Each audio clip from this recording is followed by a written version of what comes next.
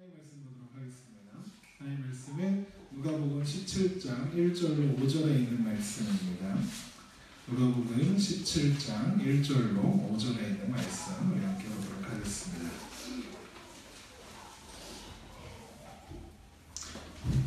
네, 누가복음 17장 1절로 5절에 있는 말씀 우리 한 목소리로 읽도록 하겠습니다. 예수께서 제자들에게 이르시되 실족하게 하는 것이 없을 수는 없으나 그렇게 하게 하는 자에게는 화로다. 그가 이 작은 자 중에 하나를 실족하게 할진대 차라리 연자 맷돌이 그 목에 매어 바다에 던져지는 것이 나으리라. 너희는 스스로 조심하라. 만일 내 형제가 죄를 범하거든 경고하고 회개하거든 용서하라. 만일 하루에 7번이라도 내게 죄를 짓고 7번 내게 돌아와 내가 회개하노라 하거든 너는 용서하라 하시더라. 사도들이 주께 여쭤오되 우리에게 믿음을 더하소서 하니. 아멘. 우리를 사랑해서 우리에게 날마다 은혜로 사랑으로 베풀어 주시는 하나님 앞에 우리에게 온전한 회복을 이루시기는 주님 앞에 오늘도 감사와 기쁨으로 예배하며 나아가는 여러분 되시기를 주님의 이름으로 축원합니다. 2017년 정유년이라고 하더라고요. 시작되는 날입니다. 사랑하는 여러분, 새해에는 더욱 은혜 충만하십시오. 말씀 충만하십시오. 성령 충만하십시오. 하나님께서 우리의 소망 되십니다. 우리 믿음 가운데 서길 원합니다. 지난주까지 우리는 예수님께서 이 땅에 오신 것에 대해서 그리고 예수님 이 땅에 작은 자로 오셨고 그리고 우리가 그 길을 따라가는 작은 자로 살아가야 한다라고 말씀드렸습니다. 사실 그 이야기를 4주 동안 해온 이유는 성탄에 예수님께서 오신 것들을 예수님께서 이 땅에 오신 의미에 대해서 생각해 보기 위한 것도 있었지만 오늘 이 말씀을 전하기 위함이기도 했습니다. 제가 2016년이 저물어가는 즈음에 하늘소리교회가 2017년 어떤 말씀을 붙잡고 나아가야 할 것인가 고민하던 그때에 누가복음을 읽다가 이 부분을 발견하고 작은 자 이야기를 하고 그리고 우리가 어떻게 작은 자로 살 것인가에 대해서 고민하고 묵상해야겠다 생각했습니다. 그런데요, 그래서 지난주까지 나눈 말씀의 핵심은 예수님 따라가자, 예수님과 함께 살자, 예수님이 이 땅에 작은 자로 오셨으니까 우리의 작음에 좌절하지 말고 나의 세상적인 기준에서 나의 초라함과 나의 부족함 때문에 좌절하지 말고 주님과 함께 동행하며 그 가운데 하나님의 사랑을 전하고 나누며 살아보자 라고 나누었던 이야기가 지난주까지의 이야기였어요. 그렇죠? 그런데 솔직히 한번 생각해 봤으면 좋겠어요. 예수만 바라보고 사는 게 어디 쉽습니까? 어젯밤에도 나누었지만 남을 사랑하고 헌신하고 그게 쉽습니까? 예수 믿어서 사는 인생, 그 인생이 상팔자입니다 라고 말씀드렸었는데 그렇게 상팔자임을 믿고 기쁘게 매일매일 행복하게 사는 것이 행복합니까? 예수 믿어, 목사님이 맨날 이렇게 얘기하시니까 예수 믿어서 작은 자로 사는 것이 복인 줄 알겠는데 마음 한구석 깊이에는 그런 생각, 꼭 그래야 합니까? 왜 작은 자여야 합니까? 큰 자이면 안 됩니까? 왜 부족해야 합니까? 좀 부하면 안 됩니까? 왜 무명해야 합니까? 유명하면 안 됩니까? 왜 가난해야 하고 왜 초라해야 합니까? 그 초라한 자리가 하나님 영광 받으시는 자리라고는 하시지만 이왕 할 거 연예대상에서 이렇게 하나님께 영광 돌립니다 할 수 있을 정도는 좀 키워주시면 좋지 않습니까? 이런 생각들 우리가 하게 됩니다. 그게 우리 마음인 것 같아요. 저만 그런가요? 매일 나의 나됨에 나의 초라함에 절망하는 건 아니라 작은 자로 보내심의 의미를 알고 그 뜻대로 내가 살아가는 그 자리에서 그 빛과 소금으로 살아내야 되는 거 알겠는데 참 어려워요. 그렇죠? 그러지 말아야지 하면서 우리를 지배하는 건 세상의 가치와 세상의 기준인 것을 외면하기가 참 어렵습니다. 그 가장 큰 집합자가 아마 저일 거예요. 네, 제가 제일 좋아하는 거 뭘까요? 돈. 네, 유명해지는 거. 네, 그거 싫다고 할 사람이 있을까요? 되게 속상합니다. 매일매일 결단하고 매일매일 결심하지만 매일 흔들리고 매일 고민하고 그러면서 또 매일 낙심하고 제가 좋아하는 찬양 중에 하나님은 날 좋게 하시죠 라는 찬양이 있는데 그 찬양을 부르면서 그 뒤에 붙이는 거 언제요? 언제 좋게 하실 건데요? 이렇게 되는 거죠. 오늘 말씀해 보니까요, 예수님께서 제자들에게 몇 가지 신앙의 원칙들을 제시해 주셨어요. 작은 자를 실족하게 하지 마라. 그리고 다른 사람의 죄를 경계하되 용서할 줄 알아야 한다. 이렇게 막 얘기하시죠. 그런데 하루에 7번이라도 하라고 하시죠. 제자들이 이 말씀을 듣고 난 다음에 주님께 바로 이렇게 말씀드려요. 우리에게 믿음을 더하소서. 이게 무슨 말일까요? 쉬운 표현으로 이렇게 생각하면 돼요. 그러니까 예수님 얘기를 딱 듣고 있다 보니까 제자들이 어이가 없는 거예요. 그걸 어떻게 해요? 이런 뜻인 겁니다. 그게 가능해요? 그렇게 살 수 있어요? 그거를 주님 앞에 그렇게 살아야 하는군요. 그렇게 살아야 하는 줄 알겠는데 그거 어떻게 하죠? 믿음이 있어야겠네요. 믿음 좀 더해주세요 라고 예수님께 부탁하는 거예요. 우리가 그런 거 할 수 없는데 주님이 그렇게 말씀하시니까 그렇게 살아야겠는데 내 힘으로 못하니까 믿음 좀 주세요 라고 하는 겁니다. 그러면 주님께서 우리에게 요구하시는 삶, 우리에게 요구하시는 그 길이 우리의 노력으로 우리의 힘을 이룰 수 있을까요? 결단하고 막 대단한 결심을 하면 그 결심대로 우리가 이루어 가고 살 수 있나요? 그러면 작심삼일이라는 말이 괜히 있는 게 아닙니다. 그래서 3일에 한 번씩 결심하면 된대죠. 결심하고 3일 하다가 또 결심하고 이렇게 한다고 하죠. 우리가 새해가 되면 신앙인들이 그런 것들 많이 뭐 올해는 성경을 몇 번 읽어볼 거야. 올해는 새벽 예배를 꼭 지켜볼 거야. 거룩한 삶의 여정을 살 거야. 예배를 더 잘 드릴 거야. 그렇게 목표를 삼고 계획을 하는데 1월까지만이라도 하면 대단하죠. 하루 이틀 지나고 또 싹 사라집니다. 성경에서 보면 그 중에 제일 베드로거든요. 거창한 고백과 거창한 결단을 했는데 실패하는 사람의 전형이 베드로예요. 예수님께서 잡히시던 밤에 예수님이 제자들과 함께 감난산으로 가서 이런 말씀을 하세요. 예수께서 제자들에게 이르시되 오늘 밤에 너희가 다 나를 버리리라. 기록된 바 내가 목자를 치리니 양의 떼가 흩어지리라 하였느니라. 너희가 오늘 밤 나 다 배신 때리고 도망갈 거야. 예수님께서 이 말씀을 하신 건 그래도 괜찮아. 다 알고 있어. 너희들은 원래 그런 존재야 라고 말씀하시는 거거든요. 그래서 너희들은 그렇게 도망갈 거지만 내가 다시 부활할 거니까 내가 갈릴리로 갈 거거든. 거기서 다시 만나자 하신 거거든요. 그런데 베드로가 그 말을 못 알아듣고 그래요. 베드로가 대답하여 이르되 마태복음 26장에 있는 말씀입니다. 모두 주를 버릴지라도 나는 결코 버리지 않겠나이다. 훌륭한 결단이죠. 다 도망가도 나는 안 갑니다. 다 도망가도 내가 끝까지 목숨 걸고 주님을 지킬 겁니다. 그러는 거죠. 베드로의 결단과 고백이 예수님 보시기에 어땠을까? 모든 것을 아시는 주님께서 보시기에 어땠을까요? 그래서 가르쳐 주세요. 뭐라고 하시냐면 네가 오늘 밤 닭이 울기 전에 네가 3번 나를 부인하리라 말씀하시죠. 너 나 오늘 부인할 거야.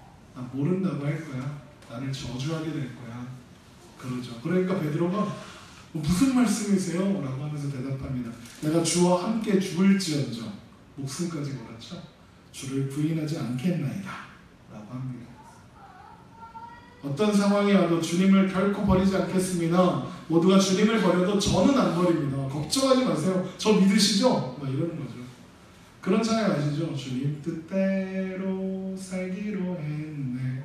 거기 2절에 보면 이 세상 사람 날 몰라줘도 뒤돌아서지 않겠네 합니다. 세상 등지고 십자가 보내 뒤돌아서지 않겠네 고백하거든요. 이 세상 사람들이 날 몰라줘도 뒤돌아서지 않겠습니다. 주님 뜻대로 살겠습니다. 뒤돌아서지 않겠습니다. 그 찬양의 고백처럼 베드로가 그렇게 고백한 거예요. 나는 절대 주님 버리지 않겠습니다. 여러분 우리 가운데 이런 믿음의 결단과 결심이 있어야 합니다. 결단하고 결심하는 거 다 필요 없다 이런 이야기 하는 거 아닙니다. 우리에게 베드로와 같은 고백들과 결단들이 있기를 원합니다. 그런데 여러분 베드로가 어떻게 됐어요? 그 결단과 그 고백이요 하루를 채 넘기지 못했습니다. 그 밤을 넘기지 못했다고요. 실패했어요. 예수님은 부인했을 뿐만 아니라 저주하기까지 했습니다. 하물며 우리는 어떻겠습니까? 하물며 우리. 어쩌면 우리에게 필요한 것은 결단과 결심이 아닐지도 모르겠습니다. 정말로 우리에게 필요한 것은 주여 우리에게 믿음을 도와소서라는 간구가 필요한 것일지도 모르겠습니다. 우리가 정말로 구해야 할 것은 믿음인 거예요. 주님께서 우리에게 요구하시는 삶을 내 노력으로 내 힘으로 이룰 수 없으니까 물론 우리는 날마다 믿음의 삶을 살아내겠다고 발버둥 쳐야 합니다. 노력과 충성이 있어야 합니다. 그거 필요 없다는 거 아니라 필요한다는 거예요. 바울의 고백처럼 내 몸을 복종케 하는 헌신들도 있어야 합니다. 그러나 그 전에 우리에게 정말 필요한 것이 무엇인가? 우리가 그리스도인으로 이 땅 가운데 살아갈 때 정말 필요한 게 무엇인가? 믿음이라는 거죠. 도대체 믿음은 뭘까? 그러면 주님 믿습니다 하면 믿음입니까? 우리는 그렇게 늘 하죠. 주님 믿습니다. 주님 믿습니다 라고 고백합니다. 도대체 믿음이 뭘까? 믿음 하면 생각나는 성경이 있죠. 히브리서 11장입니다. 우리 한번 가볼까요?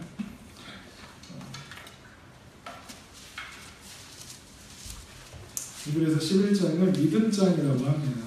그래서 이렇게 시작합니다.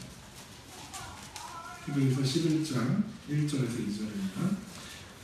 함께 읽죠. 믿음은 바라는 것들의 실상이요 보이지 않는 것들의 증거니 선진들이 이로써 증거를 얻었느니라. 믿음의 선진들이, 믿음의 조상들이, 믿음의 사람들이 믿음으로 말미암아 증거를 삼고 되었다 이야기합니다. 그리고 나서 쭉 보면 4절에 믿음으로 예배한 아벨, 5절에 믿음으로 죽음을 보지 않고 옮겨진 에녹, 7절로 믿음으로 방주를 만들었던 노아, 8절에 믿음으로 약속의 땅 간 아브라함, 11절에 이삭을 잉태한 사라, 17절 이삭을 바친 아브라함, 20절에 믿음으로 야곱과 에서를 축복한 이삭, 믿음으로 야곱은, 20절 믿음으로 요셉은, 23절 23절 믿음으로 모세가 믿음으로 다 했답니다. 이게 히브리서 11장이에요.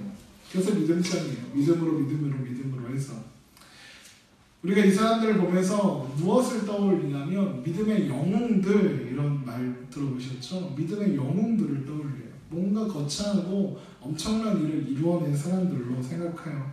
게다가 히브리서 11장 결론 부분에 가면 33절에 보면 그들은 믿음으로 나라들을 이기기도 하며 의를 행하기도 하며 약속을 받기도 하며 사자들의 입을 막기도 하며 불의 세력을 멸하기도 하며 칼날을 피하기도 하며 연약한 가운데서 강하게 되기도 하며 전쟁에 용감하게 되어 이방 사람들의 진을 물리치기도 했습니다. 놀랍죠? 믿음의 영웅들이 행한 일이 놀랍습니다. 정말 멋져요. 믿음으로 다 이겨버리고 막 믿음으로 다 승리했고 막 그렇게 살았습니다 라고 이야기가 끝나야 되는데 그 다음 이야기가 이어져요. 그러니까 그 이야기가 마음에 안 들어요. 35절 보세요. 여자들은 자기의 죽은 자들의 부활로 받아들이기도 하며 또 어떤 이들은 더 좋은 부활을 얻고자 하여 심한 고문을 받되 구차히 풀려나기를 원하지 아니하였으며 또 어떤 이들은 조롱과 채찍뿐만 아니라 결박과 옥에 갇히는 시련도 받았으며 돌로 치는 것과 톱으로 켜는 것과 시험과 칼로 죽임을 당하고 양과 염소의 가죽을 입고 유리하여 굽히고 한량과 학대를 받았으니 이런 사람은 세상이 감당하지 못하느니라. 그들이 광야와 산과 동굴과 토굴에 유리하였느니라. 여러분 솔직히요, 이 부분은 없었으면 좋겠는 게 우리 마음입니다. 왜 좋은 집 놔두고 광야와 산과 동굴과 토굴에 다녀야 합니까? 여기에 임팩트 딱 주는 말씀 있죠. 이런 사람은 세상이 감당하지 못하네요. 세상이 감당하지 못하려면 최소한 대통령쯤은 돼야 되잖아요. 딱 쓰면 까불지 마 이렇게 돼야 그게 세상이 감당 못하는 거지. 맨날 시험과 칼로 죽고 톱으로 켜고 막 그러는데 그게 왜 세상이 감당 못하는 거야? 납득이 되지 않는 거야. 믿음의 결과라고 하기에는 너무 잔인하지 않나요? 한마디로 개고생 아닙니까? 왜요? 도대체 믿음이 뭐길래 그렇게 고생해야 합니까? 여러분 믿음의 사람들 쭉 보면 다른 사람들은 다 뭐지만 저는 아벨이 제일 힘들 것 같아요. 제가 아벨이었으면 보세요. 아벨은 믿음으로 하나님께서 받으시는 제사를 드렸습니다. 하나님께서 기뻐하시는 예배를 드렸죠. 하나님께 기뻐하시는 예배를 드린 결과가 뭡니까? 죽는 거였어요. 솔직히요. 그러면 난 예배 안 드리고 싶을 것 같아요. 솔직히. 이 예배를 드리고 죽는다면 기쁨으로 예배 드릴 수 있을까? 잘 모르겠어요. 왜 믿음으로 그렇게 사는데 고생해야 합니까? 나는 어렸을 때 믿음이 있으면 승승장구한다고 배웠는데, 믿음이 있으면 잘 되고, 믿음이 있으면 잘 된다고 배웠는데, 그래도 여기 있으면 뭐 에녹처럼 이렇게 이 세상 더러운 꼴 안 보고 이렇게 주님 데려가시면 좋겠다. 그런데 왜 나는 맨날 광야고, 나는 왜 맨날 산이고, 왜 나만 동부리고 토부리고, 난 왜 그렇게 살아야 해? 그것들이 그리스도인들 마음 가운데, 특별히 저희 마음 가운데 있었나 봐요. 믿음이 그들에게 선물해준 인생은 선물이라고 하기에는 너무 보잘것없고 초라하고 아무래도 힘든 인생이었어요. 그러나 그들이 하나같이 한 일이 있었는데 자기들이 처한 상황과 상관없이 살아냈어요. 그 안에서 여러 가지 치열한 삶의 고민들과 고통들이 있었겠죠. 그런데 그들이 발버둥 치고 살았겠죠. 그런데 그들의 삶이 믿음으로 살았다는 거예요. 그래서 그 믿음으로 사는 것에 대한 결과로 보기에는 너무 힘들고 어려운 그런 인생을 살았는데 믿음으로 살았대요. 도대체 믿음이 뭐길래, 그 믿음이 어디로부터 왔길래, 그 믿음이 얼마나 대단한 것이길래 그 사람들은 그렇게 살았을까? 그렇게 고민하고 생각하다가 발견한 말씀이 있는데 그것이 로마서 5장입니다. 우리 한 번만 더 찾을까요? 로마서 5장 1절입니다.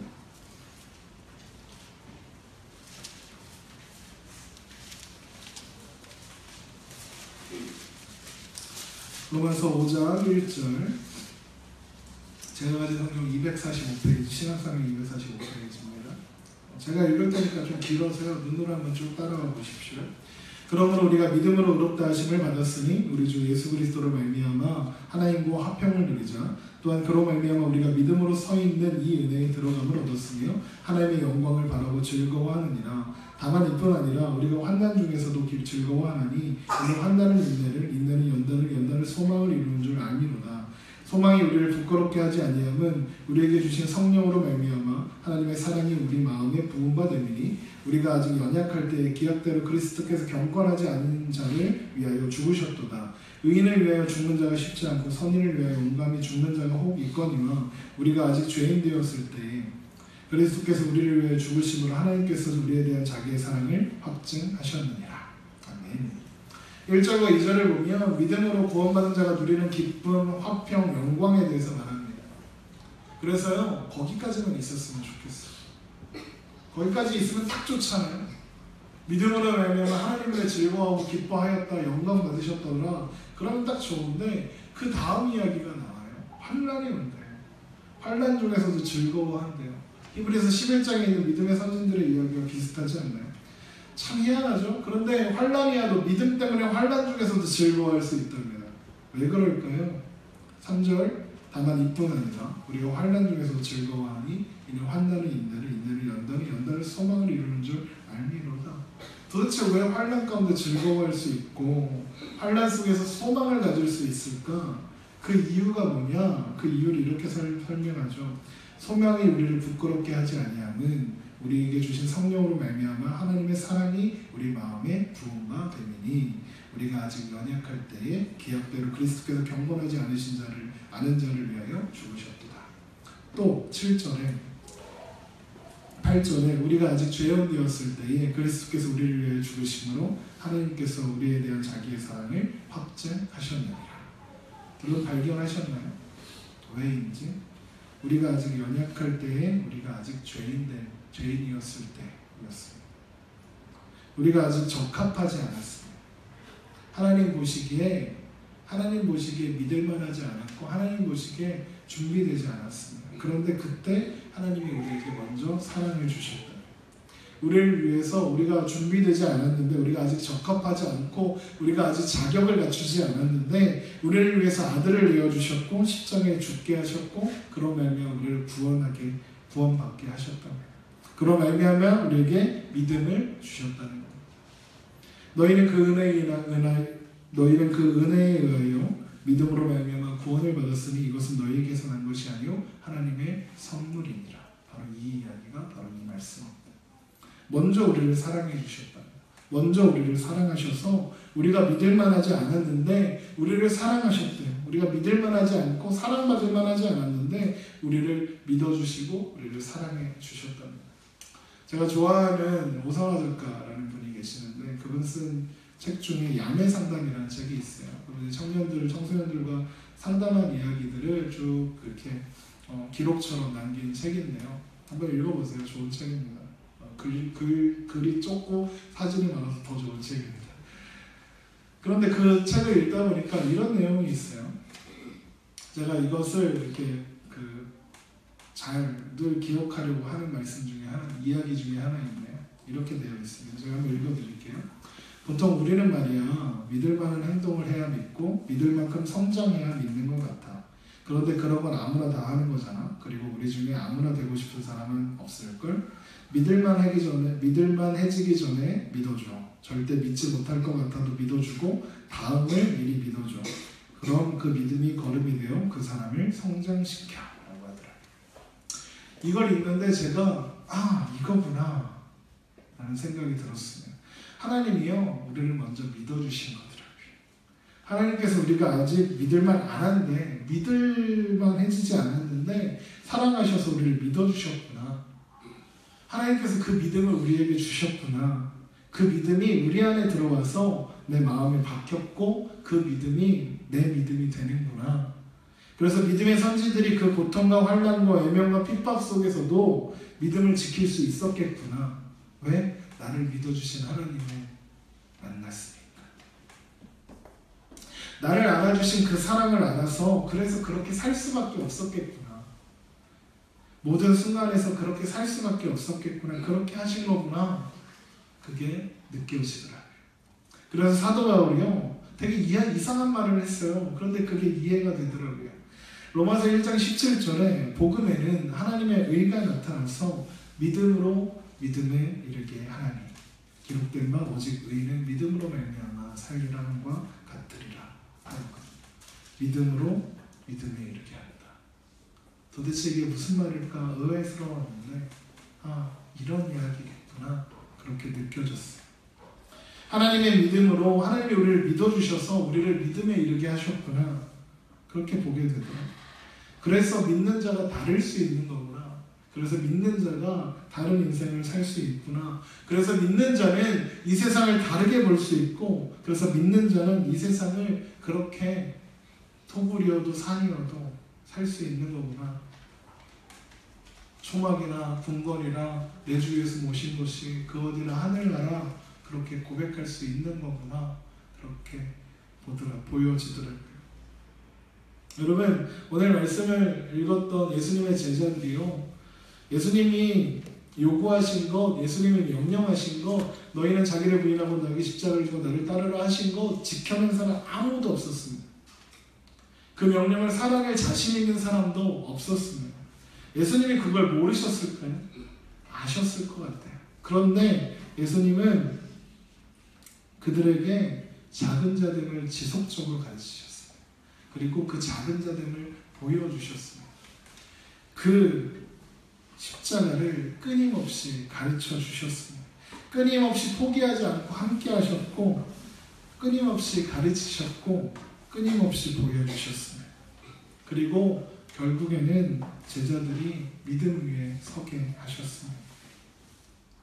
우리는 어떻습니까? 우리는 어떤가요? 우리도 마찬가지겠죠. 하나님 보시기에 우리는 얼마나 보잘것없을까요? 하나님 보시기에 우리의 삶이 정말 하나님 뜻에 100% 합한 사람이 얼마나 있을까요? 거의 없을 것 같아요. 그런데 우리도 그 하나님의 믿음을 받고 있어요.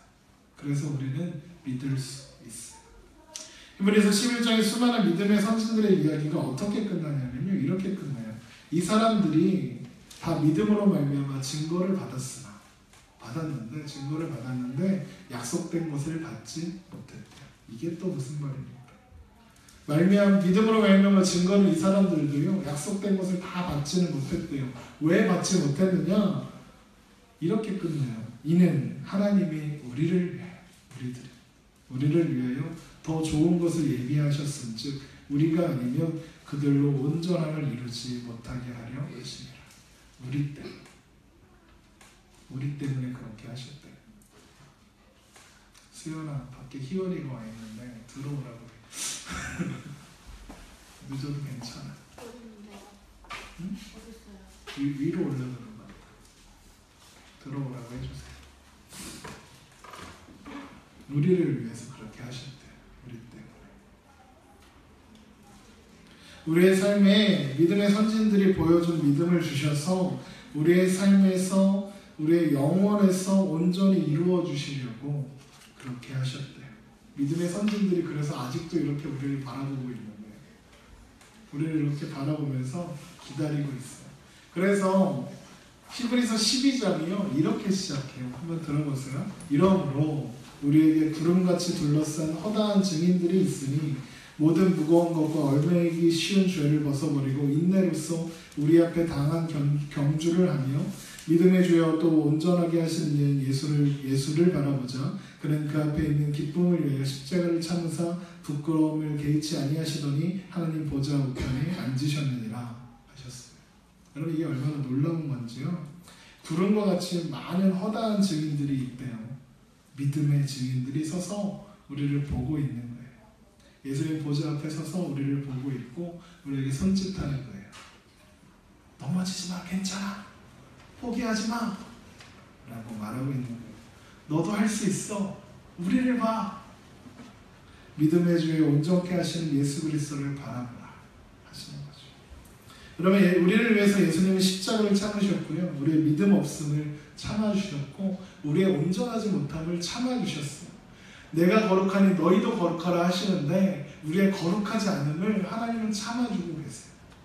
왜요? 우리를 믿어주시는 거예요. 왜요? 우리를 그렇게 완전하게 하나님이 만들어주실 거니까요. 우리가 구원받을 만하지 않았는데, 우리가 사랑받을 만하지 않았는데, 우리는 부족하고 연약하고 초라한데 하나님이 우리를 먼저 믿어주셨어요. 먼저 참아주셨어요. 그 믿음을 그래서 우리에게 허락해 주셨어요. 우리가 아무리 뛰어난 행동, 뛰어난 노력을 할 수 있다 해도, 아무리 대단한 열심을 한다 해도 그것으로 하나님을 기쁘시게 하는 것이 아니에요. 하나님을 기쁘게 하고 하나님을 영화롭게 하는 것은 그래서 믿음밖에 없는 거예요. 나를 믿어주신 하나님 앞에 내가 믿음으로 반응하는 건 오직 믿음밖에 없는 거예요. 제자들처럼 차라리 솔직하게 주님, 네 그렇게 하겠습니다가 아니라 제자들처럼 주여 우리에게 믿음을 더하소서 그렇게 구하며 나아가는 것이 우리의 모습이어야 하는 거예요. 그래야 그 믿음이 마지막 날에 주님 앞에 영광 가운데 서게 할 거라니까요. 허다한 증인들이 우리를 팔 벌려 맞이할 그날을 보게 할 것은 오직 믿음밖에 없는 거예요. 여러분, 허다한 증인들이 우리를 위해서 증언하고 있습니다.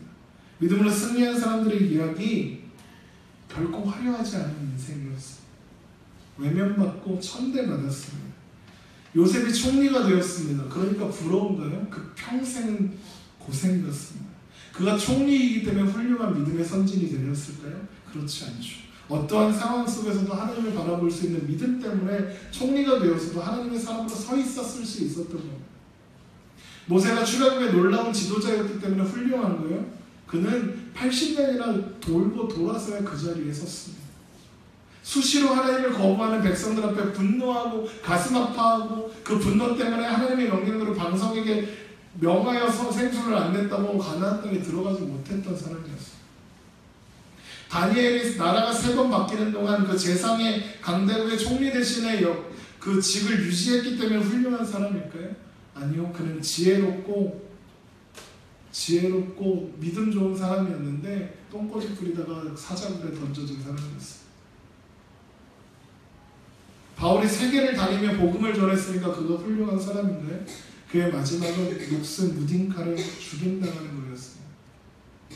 여러분, 그들의 훌륭함은 그들이 어떤 일을 이루었기 때문에 훌륭한 것이 아니라 그들이 믿음 안에 머물렀기 때문에 그렇습니다. 하나님이 그들을 믿어주신 그 믿음을 붙잡고 있었기 때문입니다. 그들의 인생을 통과해 수많은 일들 속에서 그들이 살아낼 수 있었고 이제는 믿음의 선진이라 불리며 우리의 증인이 되어줄 수 있었던 것은 다른 것 아니라 믿음 때문이었습니다.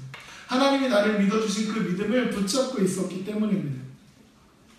우리를 위해서 믿음을 증거하고 있어요. 하나님이 내 인생을 나를 믿어주셔서 붙잡고 계셨다는 사실을 고백하는 것, 인정하는 것, 여러분 그것이 믿음입니다. 그런데 우리는 믿기 힘들어요. 왜 그럴까요?